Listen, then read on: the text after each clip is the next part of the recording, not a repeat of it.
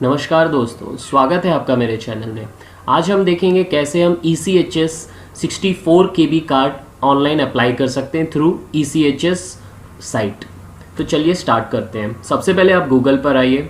Google पर आकर ECHS type कीजिए, ECHS, देन गूगल सर्च कीजिए। गूगल सर्च करेंगे तो जो पेज आपके सामने ओपन होगा उसमें सबसे टॉप पर जो है ECHS.government.in, आपको इस पर क्लिक करना है। जैसे ही आप इस पर क्लिक करेंगे तो आपके सामने एक पॉपअप विंडो आ जाएगा जिसमें लिखा हुआ है कि download ECHS mobile app for Android and for iOS, जिसमें आप अपना स्टेटस चेक कर सकते हैं अगर आपने 64 KB कार्ड ऑलरेडी अप्लाई किया हुआ है तो। ठीक है, तो सिंपली इसको आपको, और इसके अंदर आपको टोल फ्री नंबर्स दिए हुए हैं for any query regarding the smart card you have applied. ठीक है, तो आप ओके क्लिक कर दीजिए। जैसे आप ओके क्लिक करेंगे तो आपके सामने ECHS का होम पेज ओपन हो जाएगा, ex serviceman contributory health scheme. Okay, तो अभी क्या करना है आपको जाना है राइट साइड पर जो online smart card application red में है, आपको दिखेगा रेड में वो ऑनलाइन स्मार्ट कार्ड एप्लीकेशन, उसको क्लिक करना है। उसको क्लिक करेंगे तो उसका सब विंडो ओपन हो जाएगा जिस पर ऑनलाइन एप्लीकेशन टैब पर आपको जाना है। ऑनलाइन एप्लीकेशन को क्लिक करेंगे तो एक दूसरा साइट ओपन हो जाएगा जहां पर एक और पॉपअप विंडो आपके सामने आएगा जिस पर लिखा हुआ है कि the facility to assist veterans in filling of online smart card application at facilitation centres set up at regional centres. जैसे आप ओके दबाएंगे तो आपके सामने already register, click to log in and register applicant, basically log in register page खुल जाएगा। तो जो ऑलरेडी जिन्होंने इस पर आईडी बनाया हुआ है वो तो direct click to log in करके and then they can log in and check their status. But जिन्होंने अभी तक अप्लाई नहीं किया है तो उन्हें सबसे पहले इसमें रजिस्टर करना पड़ेगा। ठीक है, तो हम एक एक करके सारे इसके टैब्स भरते हैं। तो सबसे पहले दोस्तों एक्स सर्विसमैन पेंशनर है आप, तो एक्स सर्विसमैन पेंशनर आपको सेलेक्ट करना है, ये प्री सेलेक्टेड भी है। फिर एक्स सर्विसमैन का नाम लिखना है यहाँ पर विदाउट रैंक डेजिग्नेशन, सिर्फ नाम। फिर यहाँ पे उनका सर्विस नंबर लिखना है, प्रीफिक्स सफिक्स, अगर प्रीफिक्स है तो प्रीफिक्स लिखिए, सफिक्स है तो सफिक्स लिख लिए। बेसिकली अगर आपका नंबर कुछ है, मान लीजिए 161 एंड लास्ट में आपका GYT जो भी है वो सफिक्स में आएगा। ठीक है, then country India, mobile number लिखिए यहाँ पे, do not put any code, सिर्फ मोबाइल नंबर लिखना है यहाँ पे। ठीक है, फिर अपना पासवर्ड क्रिएट कीजिए, फिर वापस कंफर्म पासवर्ड कीजिए। देन वो आपसे 2 सिक्योरिटी क्वेश्चन पूछेगा इन केस अगर आप अपना भूल गए हैं पासवर्ड तो वो 2 सिक्योरिटी क्वेश्चन आप इसमें आंसर कीजिए। What is your mother name, what is your place of birth, ये दोनों करके फिर आपके सामने कैप्चा आ जाएगा। वो कैप्चा आपको फिल करके कंटिन्यू करना है। जैसे आप कंटिन्यू करेंगे तो आपके सामने एक पॉपअप विंडो आ जाएगा जिसपे वो बोल रहा है रजिस्ट्रेशन डेटा सबमिटेड सक्सेसफुली। ठीक है, तो आपको इसको ओके दबा देना है। ओके दबाएंगे तो आपके सामने लॉगिन टू प्रोसीड का एक पेज खुल जाएगा जहाँ पे आपको अपना मोबाइल नंबर डालना पड़ेगा और पासवर्ड जो आपने लास्ट विंडो में पासवर्ड डाला था वो, और कैप्चा, एंटर वेरिफिकेशन कोड। ठीक है, जैसे ही आप वो डालेंगे आप लॉगिन कर दीजिए। आप लॉगिन दबाएंगे, एक और पॉपअप बॉक्स आपके सामने खुल जाएगा जिसके अंदर वो बोल रहा है कि applicants are advise to fill the application step by step with full details of each member along with all attachments. वो बोल रहा है कि जो भी आप डिटेल्स भरोगे बहुत ध्यान से स्टेप बाय स्टेप भरना है, और जैसे ही आप भरोगे थोड़ा भर देते हो उसके बाद सेव कर दो, बिकॉज आपका हो सकता है इंटरनेट लॉस्ट हो जाए या फिर आप ज़्यादा देर तक एक पेज पे रहोगे तो वो कभी कभी उसका डेटा लॉस्ट हो जाता है। तो बोल रहा है कि जैसे जैसे भरते जाओगे वैसे वैसे सेव करते जाना। तो आपको इसको ओके कर देना है। जैसे आप ओके कर दोगे आपके सामने मोबाइल वेरिफिकेशन का पेज खुलेगा जहाँ पे जो आपने नंबर दिया था रजिस्टर करते टाइम वही नंबर आपको इधर लिखना है एंड देन OTP आएगा आपके उस नंबर पर, वो OTP आपको यहाँ पे लिखना है और उसके बाद कैप्चा लिखना है एंड देन वेरीफाई मोबाइल का जो बटन है आपको उसको क्लिक करना है।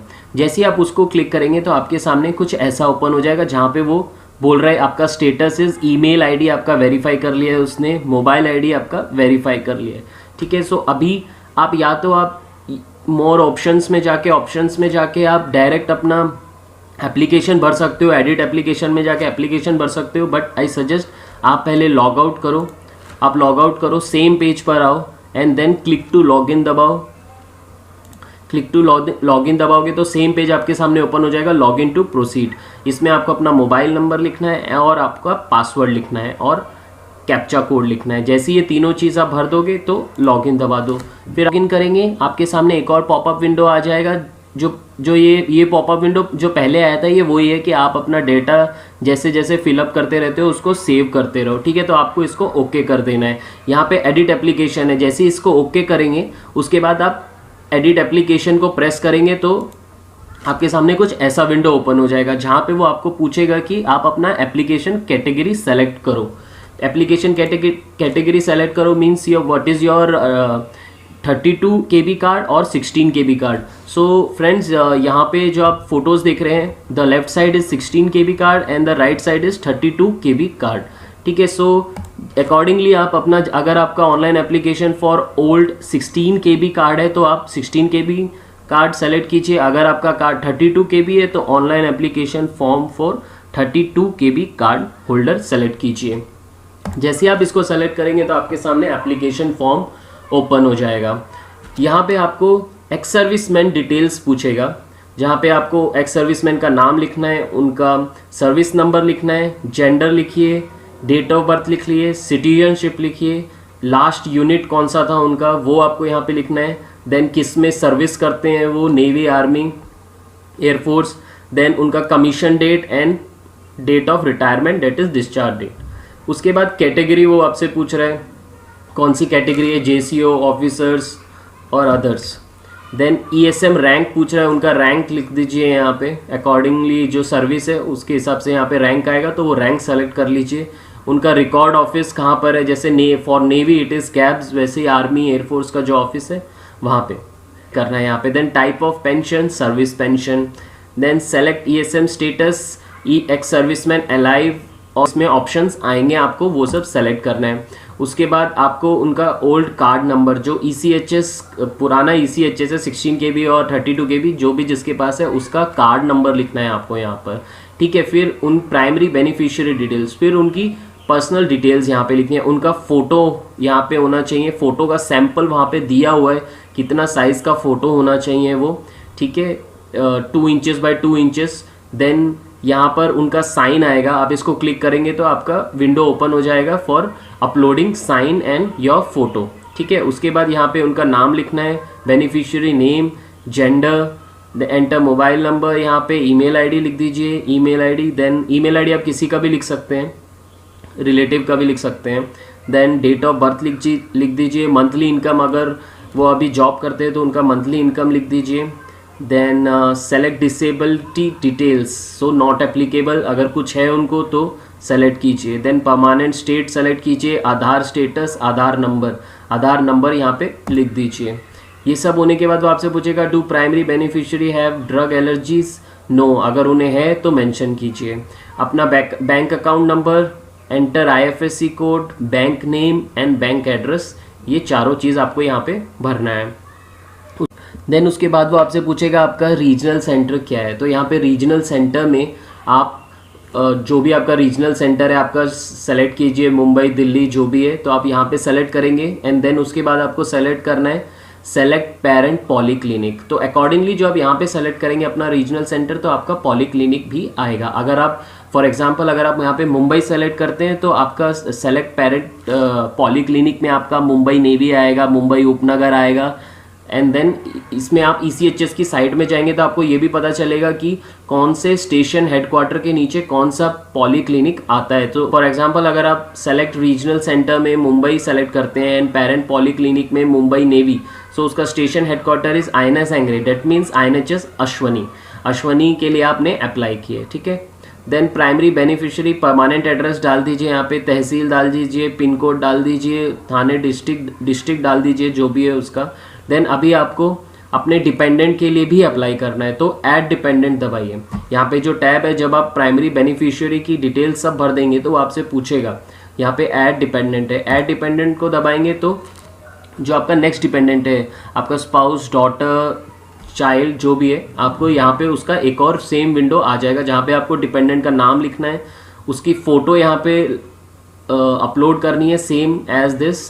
एंड देन यहाँ पे आप क्लिक करेंगे तो उसका साइन अपलोड करना है आपको, रिलेशन सेलेक्ट करना है, date of birth, marital status, income, enter email ID, enter mobile number, Aadhaar status, Aadhaar number, gender, blood group, PAN number है तो सेलेक्ट की लिख दें यहाँ पर। Then do dependent have drug allergies, अगर यस तो लिखिए कौन सी है, no so no, select no.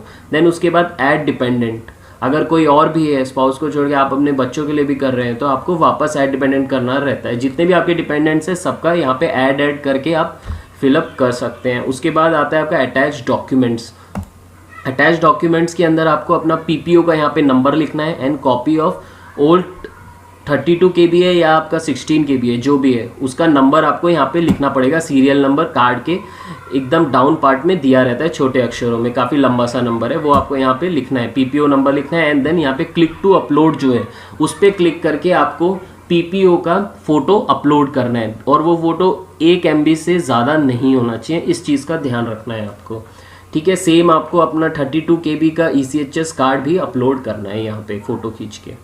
ठीक है, देन सेल्फ डिक्लेरेशन आ गया। वो सेल्फ डिक्लेरेशन में आप यहाँ पे आई एग्री पे क्लिक कीजिए एंड देन सेव डिटेल्स कर दीजिए। सेव डिटेल्स करेंगे तो आपसे पूछेगा कि आपने सारे डिपेंडेंट को ऐड कर दिया है, बिकॉज वापस आप इसको एडिट नहीं कर पाएंगे। तो अगर आपने कर दिया है तो आप ओके दबाइए। ओके दबाने के बाद आपसे वो बोलेगा कि आपका डाटा सक्सेसफुली सेव हो गया है। एक बार ये पॉपअप आ जाएगा तो आप ओके कर दीजिए। अब आपको करना है पेमेंट करना है। सो अकॉर्डिंगली आपके जितने परिवार के जितने डिपेंडेंट्स हैं आपने इसमें ऐड किया है उसके अकॉर्डिंगली आपको पे करना पड़ेगा। और पे करेंगे तो जैसे ही आप मेक पेमेंट पे क्लिक करेंगे तो आपके सामने विंडो अपीयर होगा, you will be now redirected to payment gateway. ठीक है, सो जैसे ही आप ओके दबाएंगे तो आपके सामने ये पेमेंट मेथड्स आ जाएंगे, जैसे net banking, card payment and other payment modes, UPI और SBI ब्रांच। ठीक है, तो आप इस तरीके से पे कर सकते हैं। तो इसमें से जो ऑप्शन आपको सुटेबल है आप वो उस पर क्लिक करें एंड देन आप जैसे ही पेमेंट कर देंगे तो आपके सामने कुछ ऐसा विंडो आएगा जहाँ पे payment response ECHS completed successfully, payment is a success. Okay, then अभी आपको वापस, तो दोस्तों जैसे ही आपका पेमेंट कंप्लीट हो जाएगा उसके बाद आपको लॉग आउट करके लॉगिन करना है, और आपका जो मेन पेज पे आप जब आ जाओगे वहाँ पे एप्लीकेशन फॉर्म जो आप देख सकते हो लाल बॉक्स में, एप्लीकेशन फॉर्म, इसको आपको क्लिक करना है। और इसके बाद जैसे आप इसको क्लिक करोगे तो आपके सामने एक PDF फॉर्म जनरेट हो जाएगा जिसमें आपके सारे डिपेंडेंट्स का डिटेल रहेगा, जैसा कि सेम आपने फॉर्म में भरा था वो सब डिटेल्स उसमें रहेंगे।